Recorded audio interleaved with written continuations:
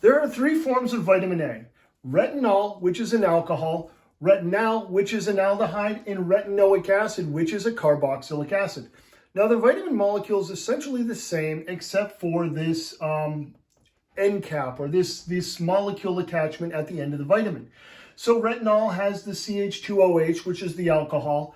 Retinol is an aldehyde, so CHO. And retinoic acid is a carboxylic acid, COOH. Now, the only difference, again, to these three vitamins is this kind of a suffix molecule on the end of the vitamin. So if it was retinal, this chemical would be attached here instead of the CH2OH. Same with retinoic acid, COOH would be attached here rather than the suffix for retinol. Okay, so the three variations, there are three variations to vitamin A. Now, retinol can be oxidized to retinal, the aldehyde version of vitamin A, and retinal can be further oxidized to retinoic acid. Now, retinoic acid cannot be reduced back to the aldehyde form of vitamin A. However, retinol can be reduced back to retinol. So again, retinol and retinal are really interchangeable. But once we have produced retinoic acid from oxidation, we again cannot go back and reform the retinal or the retinol. Okay, so again, retinoic acid is kind of the end product of vitamin A, or in this case. So does that matter? Does these three variations of vitamin A matter in our body? It does. Okay, so retinal and retinol, again, are interconvertible. And when we have retinal, it helps with our vision, especially to dim light. Retinal is also found in the pineal gland, and when we have low levels of retinal, we also have low levels of melatonin. Now, I read an article that had an experiment where they gave rats, I think it was retinoic acid, and that was the only form of vitamin A they gave, and it showed that melatonin levels were lower than the control rats, which means that retinoic acid does not impact pineal gland function necessarily or melatonin production. So again, retinoic acid does help with growth, but it does not help with vision or melatonin production, and it does not help us with any reproductive function either. So that to me indicates that if we are suffering from high levels of oxidative stress, yet another problem that comes with that is that we may over-oxidize our retinal and our retinol to get retinoic acid, and retinoic acid only partially helps the body stay healthy. We really probably need all three of these variations of vitamin A to function properly. So oxidative stress, if we are suffering from heightened oxidative stress levels, again, it's going to impair our vitamin A production by pushing the version of vitamin A toward retinoic acid, where it can't be back converted to retinal or retinol. So again, you can see how getting enough antioxidants and lowering oxidative stress levels and free radicals is going to help us with our vitamin A function in what form of vitamin A is in our body. Okay, so moving on. So retinol is really the only active biological form of vitamin A we can get from our diet, specifically from animals. So we get pretty much all our dietary vitamin A from animals as retinol, which then can be converted to retinal and then retinoic acid in the body.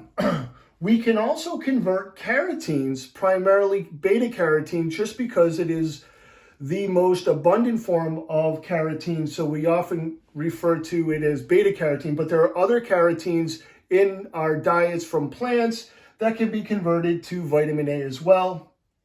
but we require thyroid hormone to do that.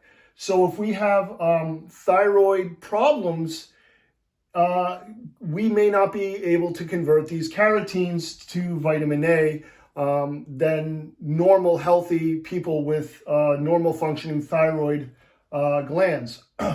Excuse me, pardon me about that. Okay, so anyway, dietary vitamin A is broken down by pancreatic and intestinal enzymes, and then it's packaged by the small cells in the small intestine with something called chylomicrons. Now, these chylomicrons are made in the endoplasmic reticulum of cells in the small intestine.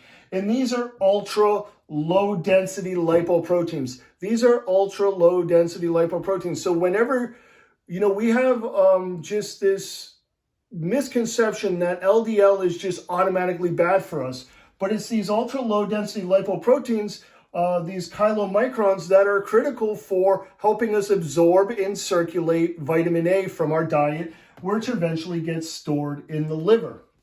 So the takeaway from this video is that there are 3 forms of vitamin A. Excessive oxidative stress is going to drive the body into producing or oxidizing the vitamin A to retinoic acid, which does not have the same benefits as some of the other versions of vitamin A. And we also want to be careful that we have enough thyroid hormone if we are eating a lot of vegetables, thinking that we're getting our vitamin A from vegetables, because again, we need the thyroid hormone to convert the carotenes to vitamin A.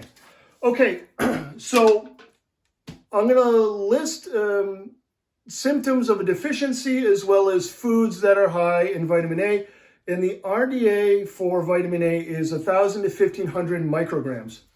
So a list of symptoms that is common with a deficiency in vitamin A include dry skin, night blindness, retarded growth, cancer, increased infection, acne, poor wound healing, infertility, dry eyes, thick scaly skin, slowed thinking, sleep disorders, weight gain, diabetes, lethargy, thyroid disorder, dandruff, ear infection, flaky skin, and cystic acne. Now I'm going to have a list of all these sources in my description box, as well as all the symptoms of the deficiency in the description box, as well as all the foods. Now, the foods that tend to be high in vitamin A or carotene, I guess, to be specific, would be butternut squash, sweet potato, kale, carrots, beef liver, spinach, pumpkin, egg, mangoes, and broccoli. All right, so I'm going to probably post a few more videos on vitamin A. But again, the takeaway is we've got to watch oxidative stress because we were driving the retinoic acid version of vitamin A through high levels of oxidative stress, and it doesn't have the same benefit as the other 2 versions of vitamin A. It's good to change our opinion a little bit about LDL because low-density lipoproteins do have a function in the body. They aren't just bad they're not just bad in general. And in this case, ultra-low-density lipoproteins do help us absorb and circulate vitamin A. And finally, we got to make sure that we're producing enough thyroid hormone because it's the thyroid hormone, again, that converts our dietary carotenes to vitamin A. Okay, thank you.